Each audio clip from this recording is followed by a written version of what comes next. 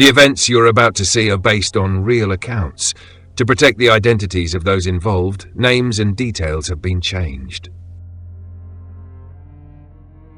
My name is Rowan, I'm 38 years old, and I live in a small town in rural Pennsylvania. I was never the kind of person who believed in ghosts or anything like that. I always thought those were just exaggerated stories or the product of overly imaginative minds. But after what I experienced a few years ago, my perspective completely changed. My wife, Melissa, and I moved into an old house built in the late 1800s. We thought it would be the perfect home to start a new chapter in our lives, but I could never have imagined what would happen inside that house. The house was beautiful, spacious, and had that charm of old constructions, solid wooden floors, huge windows, and an attic that looked like something out of a movie. But something felt off from the beginning. It was on sale for a price well below the market, which surprised us. The previous owner seemed eager to sell, signing the papers without hesitation, as if he was running away from something. I thought it was just because of the house's age, maybe some expensive renovation he didn't want to deal with. For the first few weeks, nothing happened, at least nothing I considered out of the ordinary. But after a while, I started noticing little things that made me uneasy. Always after midnight, it was as if the house came to life. At first, I thought it was just my imagination, but the sounds became more and more distinct. It started with the creaking of wood, like someone walking upstairs. The problem? Our bedroom was on the second floor, and no one else was in the house. I tried convincing myself it was just the structure settling, but it was hard to ignore when the footsteps sounded so deliberate and real. One night, I gathered the courage to check the hallway with a flashlight. The sounds stopped the moment I opened the door. The silence was absolute, but I felt an unnatural chill in the air. Not just a regular cold, but something that made the hairs on my arms stand up in a way I couldn't explain. Then the shadows started appearing. At first, they were just glimpses out of the corner of my eye, those fleeting shapes that disappear when you turn your head. But over time, I began to see them even when I was looking directly at them. A dark figure standing in the hallway, motionless, watching me. It always vanished when I blinked or tried to approach. The scariest part was when Melissa started noticing them too. One night I woke up to her trembling beside me, gripping my arm tightly. She said she saw someone standing at the foot of the bed. When I turned on the light, there was nothing there. But I swear I felt the mattress sink slightly, as if something had just gotten up. After that, we started sleeping with the bedside lamp on, but it didn't make any difference. The noises continued, the shadows persisted, and the feeling of being watched never left.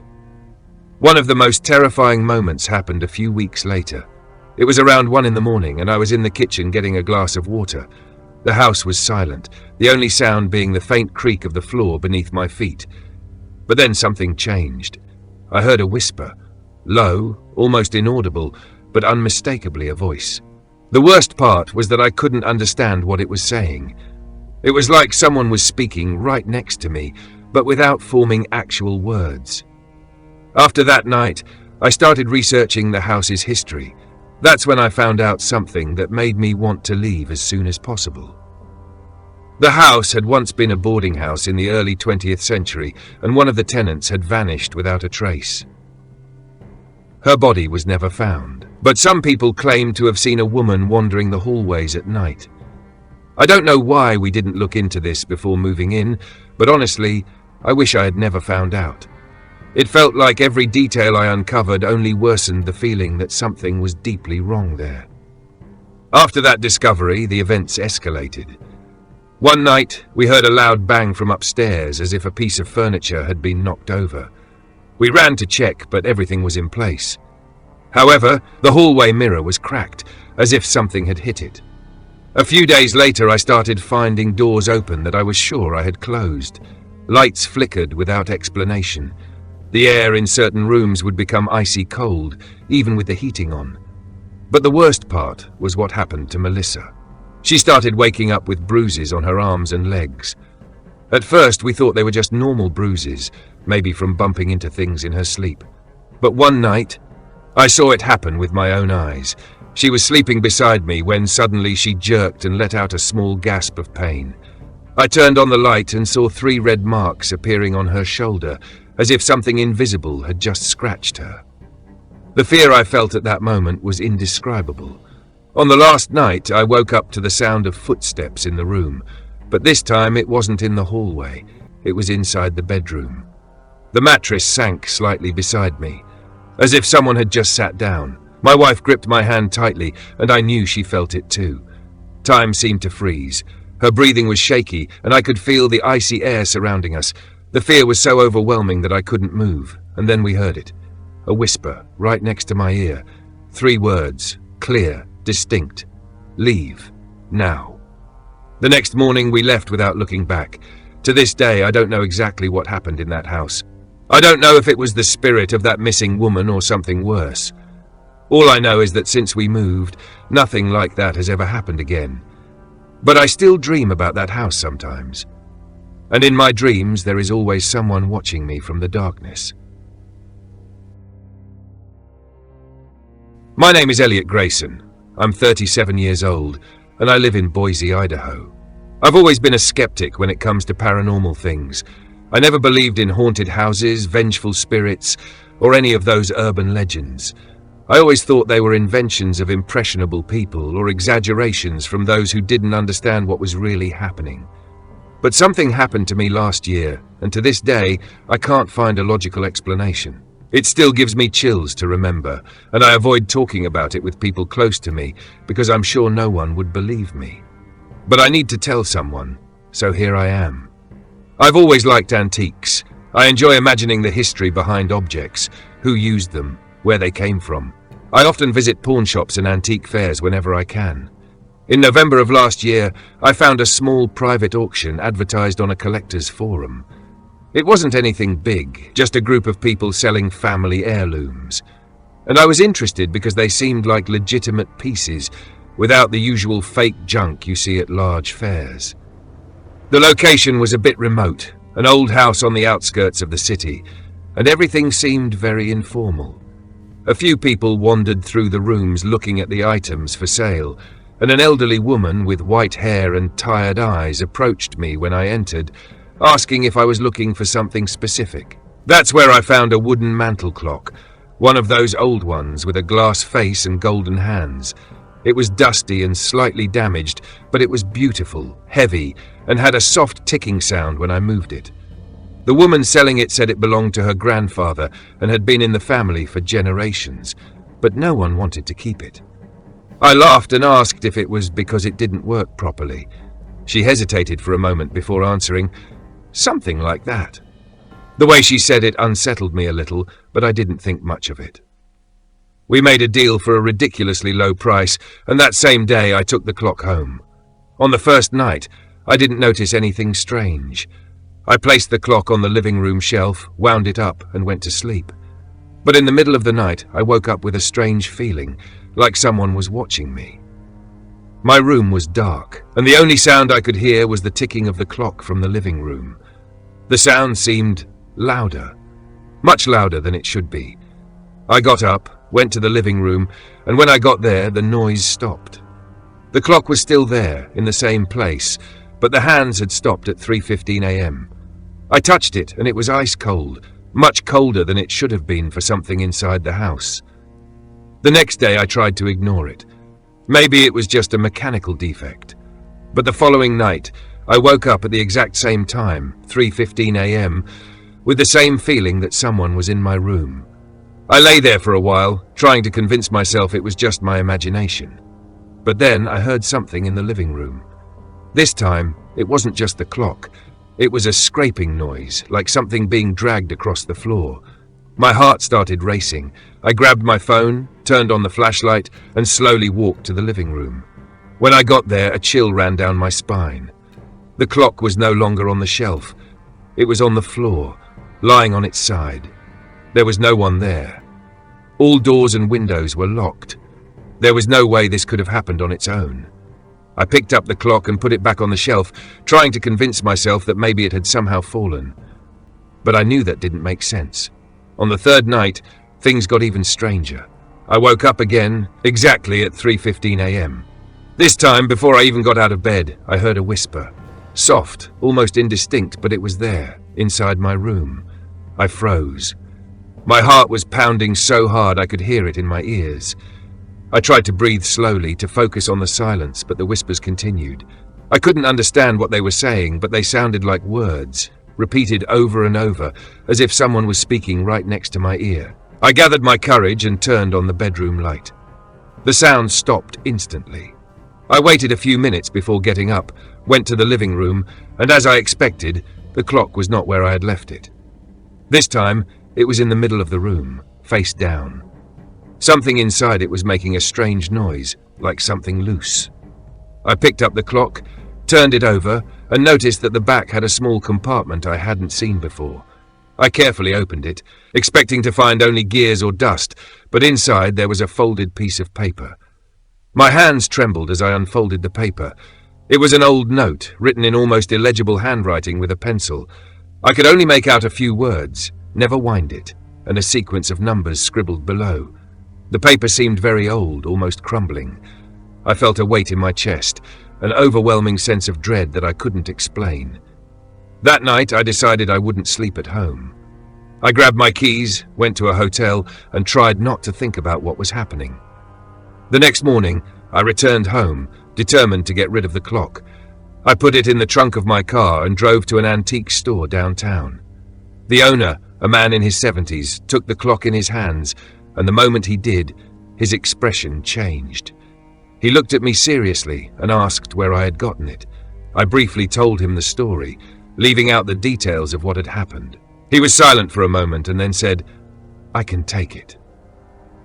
He offered to buy the clock, and honestly, I would have given it away for free.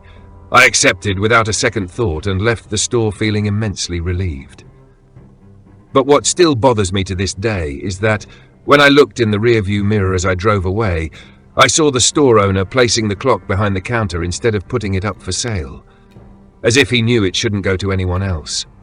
Since then, nothing strange has happened to me again. But I still wonder what was inside that clock. What did those scribbled numbers mean? Who wrote that note? And most disturbingly, why did the seller at the auction want to get rid of it so cheaply? I'll never have those answers.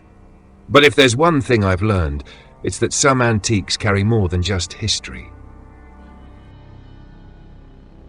My name is Flora, I'm 29 years old, and I live in Cincinnati, Ohio.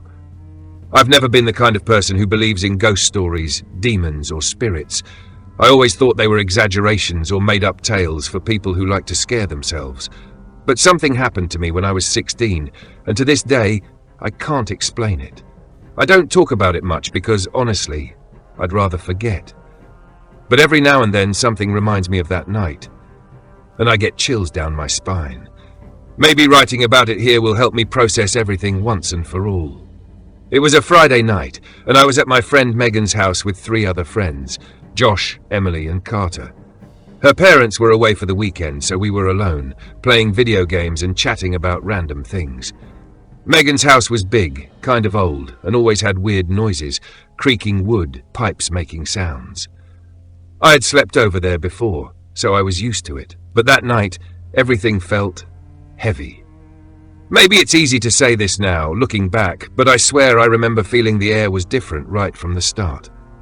Around 11 p.m., Megan had the idea to pull out a Ouija board that her older sister had bought years ago, but never used.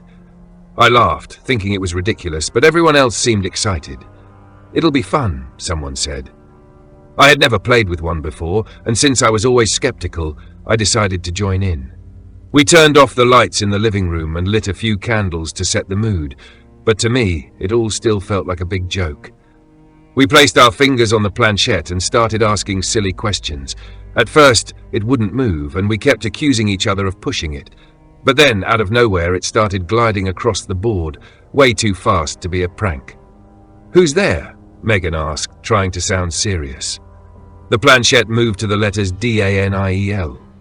We all looked at each other. None of us knew a Daniel. "Did you die?" Emily asked. The planchette moved to yes. We laughed, but something in the back of my mind felt off. Even though I felt uncomfortable, I kept playing. We asked how he died, and the planchette spelled D-R-O-W-N-E'd. Carter let out a nervous chuckle and said that was enough. But Josh, who had always been the most skeptical, wanted to continue. He asked if the spirit had something to tell us. The planchette stopped moving for a while, then started gliding slowly. AFTERMIDNIGHT. That was enough for me. I wanted out. We tried to move on like nothing had happened. We put the board away and started watching a movie, but after midnight, Josh started acting weird. At first, he went completely silent, which was unusual for him. Then he started mumbling things we couldn't understand. "Josh, are you okay?" I asked. He lifted his eyes to me, and I swear I will never forget that look. It seemed wrong.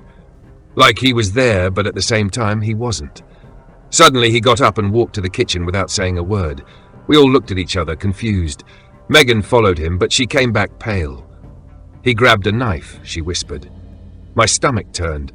We hurried to the kitchen and found Josh standing there, holding a large knife. He was staring at Carter, who was frozen in the doorway. "What are you doing, man?" Carter asked, forcing a laugh. Josh raised the knife and said something that made my blood run cold. He told me to. "Who told you?" I asked, trying to stay calm. "Daniel." The room fell silent. I could hear my heart pounding in my chest. Carter took a step back, nervous. "Josh, this isn't funny," Megan said, her voice shaking, but he wasn't laughing. He seemed absent, like he wasn't in control anymore. I don't know how we did it, but Megan and I managed to pull the knife from his hand. He didn't resist. He just stood there, looking at us like he didn't understand what was happening. After a few minutes, he collapsed onto the floor, holding his head, and started crying. He kept saying he didn't remember anything, that he just heard a voice repeating, "After midnight, do it." We stayed up the rest of the night, too scared to sleep. The next day, Josh apologized but said he barely remembered what had happened. He looked exhausted, like he had run a marathon. We threw the Ouija board away and never talked about it again. But I still think about that night. I still wonder what would have happened if we hadn't stopped him in time. And to this day, I have never touched a Ouija board again. My name is Travis Holloway. I'm 42 years old, and I live in Minnesota. What I'm about to tell happened when I was 27, but even after all these years, I still get chills whenever I think about it. I was never the type to believe in supernatural things. I've always been a practical guy, even skeptical. But after that night, I don't know what to think anymore. My wife, Emily, our 4-year-old daughter, Sophie, and I moved into an old house in the countryside. It was spacious, with a large backyard and a cozy porch, and it seemed perfect for starting a new chapter in our lives. The price was unbelievably low, which should have been a red flag, but we thought we had just gotten lucky. The first few weeks were peaceful. We arranged the furniture, painted some walls, and started to feel at home. The backyard was wonderful, and Sophie loved running through the grass, chasing butterflies on sunny mornings. To us, it felt like the perfect fresh start. The first strange night, I woke up in the middle of the night to a horrible smell, like rotting meat mixed with something acidic, almost like strong vinegar. It was a scent that seemed to seep from the walls, permeating everything. I got up to check if some animal had died inside the house, but I found nothing. Emily woke up too, complaining and already feeling nauseous. Strangely, Sophie kept sleeping peacefully. I opened the windows, turned on the fans, but nothing seemed to clear the odor, and then suddenly it disappeared, as if it had never existed. We went back to bed, confused but trying to ignore it. The next night, the smell returned, this time accompanied by a strange sound. It was a dripping noise, like water falling, but too thick, too slow. I went to the hallway and saw something seeping down the wall. My first thought was that it was a leak, but as I got closer, I realized it was a thick, sticky, greenish substance. I touched it, and a cold sensation shot up my arm. Emily came to see and froze when she saw it. "This isn't normal," she whispered. I grabbed a paper towel and tried to clean it, but it was as if the stuff was oozing from the house itself, not just dripping from the surface. Then the noises started making no sense. Footsteps upstairs when no one was there.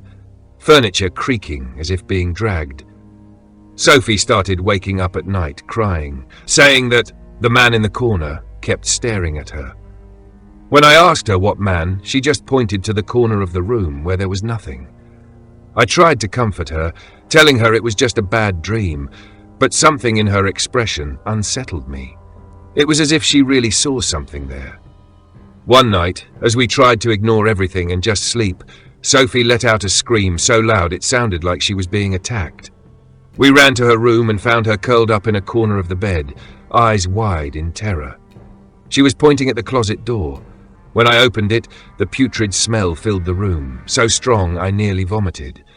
The same greenish substance was dripping down the walls of the closet, pooling onto the floor. I grabbed Sophie in my arms and ran out of the room. Emily followed, speechless.